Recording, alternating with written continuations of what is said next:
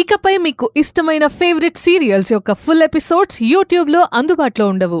కేవలం సన్నెక్స్లో మాత్రమే ఫ్రీగా చూడొచ్చు.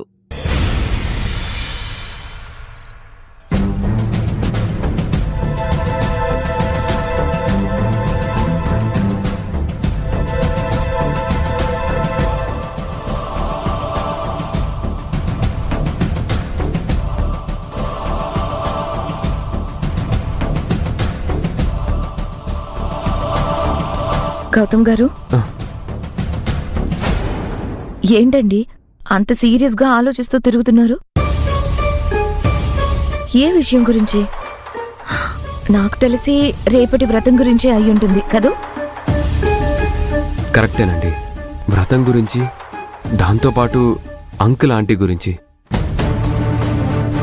అలాగే మనం చెప్పాలనుకున్న నిజం గురించి, ఇలా అన్నీ ఒకదాని వెనకొకటి మైండ్ని డిస్టర్బ్ చేస్తూనే ఉన్నాయి. అరే, ఎందుకండి మీరు అనవసరంగా ఏదేదో ఊహించుకొని డిస్టర్బ్ అవుతారు? ఆంటీ అంకుల్ మీతో వ్రతం గురించి చెప్పినప్పటి నుంచి మీరు ఇలా అయిపోతున్నారు. మరేం చేయమంటారండి? ఏమీ ఆలోచించకుండా వాళ్ళు చెప్పినట్టు వ్రతంలో కూర్చోమంటారా? అవును, కూర్చుంటేనే బెటర్ అని నాకు అనిపిస్తుంది. అదేంటండి, అది మోసం కదా. మోసం కాదు, మోసమే కాదు.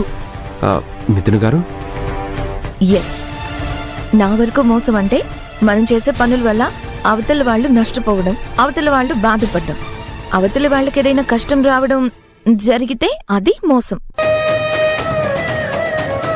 కానీ ఇప్పుడు మనం చేసే పని వల్ల ఆంటీ అంకుల్ హ్యాపీగా ఉంటారు. పైగా ఆ వ్రతం వాళ్ళ కోసం చేస్తుంది కాదు, మన కోసం, మన పిల్లల కోసం,